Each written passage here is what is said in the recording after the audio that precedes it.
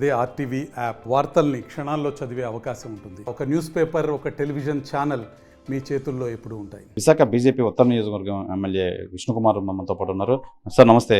కూటమి ప్రభుత్వం వచ్చిన తర్వాత అనేక పథకాలతో ముందుకెళ్తున్నారు. నిజంగా ప్రజలు చాలా ముందుకెళ్తున్నారు. ప్రజలు కూడా చాలా సంతోషంగా ఉన్నారు. ఈ నేపథ్యంలో మన ఈ నేపాల్ ఘటనలో కూడా చాలా మంది తీసుకొచ్చి నిజంగా వాళ్ళని స్వగృహాలకు చేర్చారు. ఏం చెప్తారు?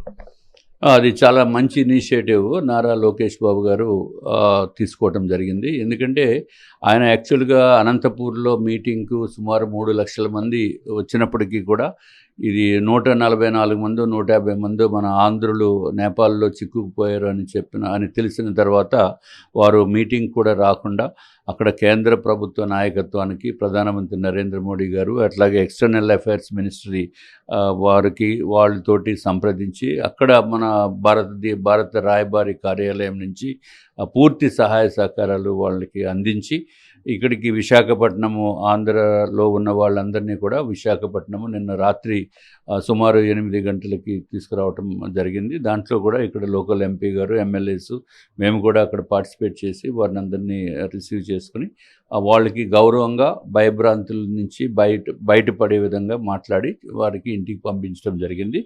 This is wonderful thing. ఎందుకంటే మీరు కూటమి ప్రభుత్వం ఉంటే ఏ విధంగా ఉంటుందనేది ఇది ఒక నిదర్శనము. ఇదివరకు జగన్మోహన్ రెడ్డి గారు వారు ఓదార్పు యాత్ర కాకపోయినా ఎవరో చనిపోతే వాళ్ళని కలిసేదానికి సుమారు ఒక 3 నెలల క్రితం వెళ్ళినప్పుడు ఆయన వెహికల్ కిందే వాళ్ళు కార్యకర్తే పడి చనిపోయినప్పటికీ కూడా పట్టించుకోకుండా కనీసం అంబులెన్స్ తీసుకుని వచ్చి వాళ్ళని పంపించే ఏర్పాటు కూడా చేయకుండా చేసిన కార్యక్రమం జగన్మోహన్ రెడ్డి గారు చేశారు. అదంతా ఆర్టిఫిషియల్ ఇంటెలిజెన్స్ టెక్నాలజీ ఉపయోగించి ఈ విధంగా మా బురద జల్లుతున్నారని చెప్పి ఒక అపోహలు అయితే వాళ్ళు కూడా కామెంట్ చేయడం అయితే జరిగింది. ఏం చెప్తారు? కామన్ సెన్స్ ఉండి మాట్లాడితే ఆర్టిఫిషియల్ ఇంటెలిజెన్స్ వాడి చేయవలసిన అనేది సిచ్యువేషన్ మాటలు రావు. ఆయన కొంచెం కామన్ సెన్స్ కూడా మిస్ అవుతున్నట్టున్నారు ఈ మధ్య.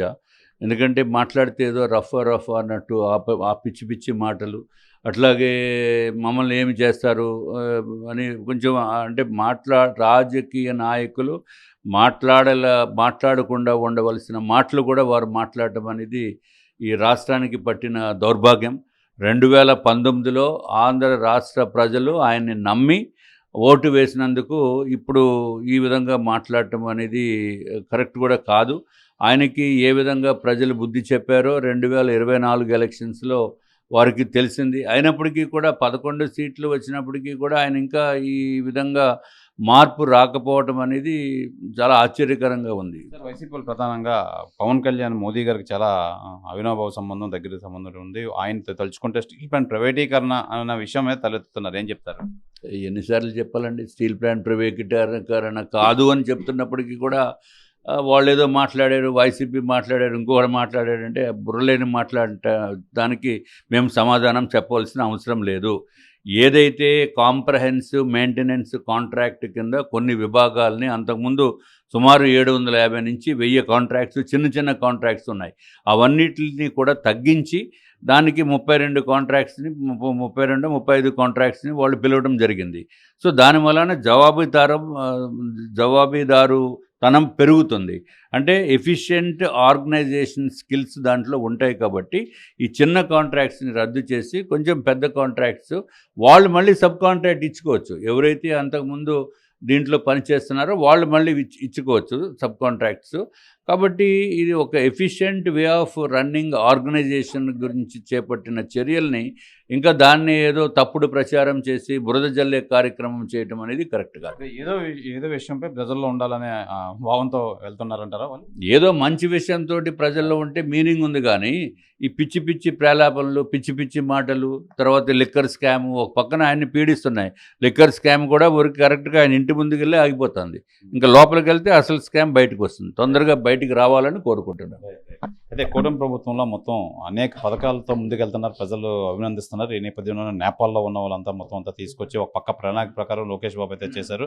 అలాగే స్టీల్ ప్లాంట్ ఇష్యూ ఏమీ లేకపోయినా ప్రజల్లో ఉండేందుకు వైసీపీ ఏదో కుట్ర పన్నాలు పొందుతున్నారు, దయచేసి ఇవన్నీ నమ్మొద్దు అని చెప్పి విశాఖ బీజేపీ ఎమ్మెల్యే విష్ణుకుమార్ రాజు అయితే తెలియజేస్తున్నారు. కెమెరామెన్ కృష్ణతో శివరామకృష్ణ, RTV, విశాఖపట్నం నుంచి.